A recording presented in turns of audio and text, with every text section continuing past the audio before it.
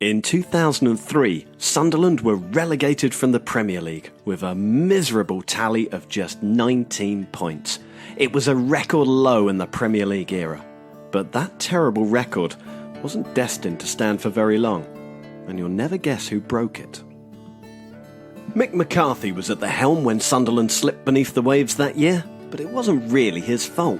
After a bad end to a season, was followed by a bad start to a season, Peter Reid was sacked in October 2002. His replacement, Howard Wilkinson, was able to win only 2 league games in 20 before he too was given the bullet. McCarthy, who arrived in March, was given a dubious inheritance, and he duly lost all of the remaining 9 Premier League games. But despite heavy debts and restricted spending, he did slowly restore confidence to the club. In 2004, they reached the Championship playoffs, and in 2005, after recovering from an inauspicious start, they were promoted as champions with a whopping 94 points. But the Premier League is a very different challenge to the Championship. Generally, you need a certain calibre of player to survive, and you need money to buy those players. Sunderland did not have that money. In a summer that saw Sean Wright-Phillips move from Manchester City to Chelsea for £21 million, Sunderland's biggest signing was John Stead for £1.8 million. Now, Stead is a lovely man, and he'd scored freely for Huddersfield as a youngster, but there were a few clues that he might not bring enough firepower. Yes, he'd scored 6 goals for Blackburn in their successful battle against the drop in 2004, but he'd hit only 2 in 29 appearances the following season. Mind you, 2 in 29. Surely he couldn't do any worse than that. Stead was joined by Kelvin Davis, Nyron Nosworthy, Andy Gray, not that one, and Daryl Murphy, all good, solid players. But it wasn't enough. Oh, it wasn't nearly enough.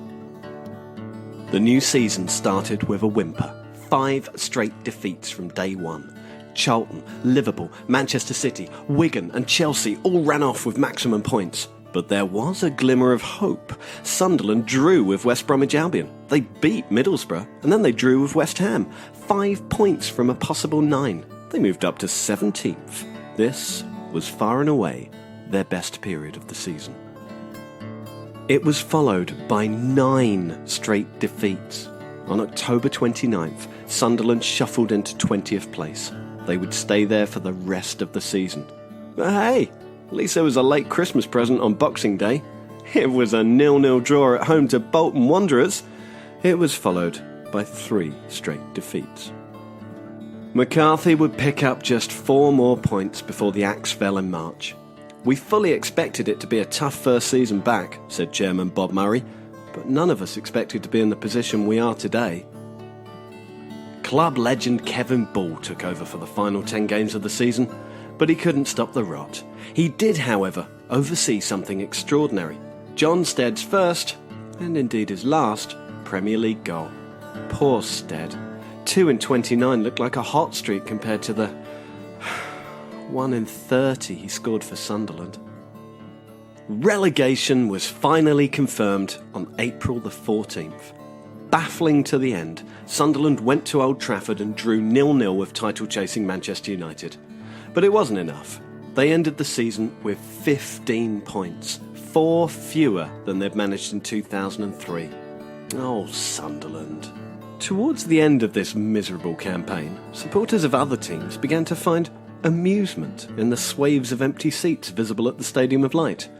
They missed the point. In fact, they missed 2 points. Firstly, one end of the stadium at that time was given over to away fans, and Sunderland was a really, really long way away for pretty much everyone else in the league. But secondly, and most importantly, if there were 18,000 empty seats, that meant that there were 30,000 full seats. 30,000 people kept paying money to watch what was then the worst Premier League team ever, even when they were already relegated. That's not something to mock. Yes, Sunderland were down, but they weren't out.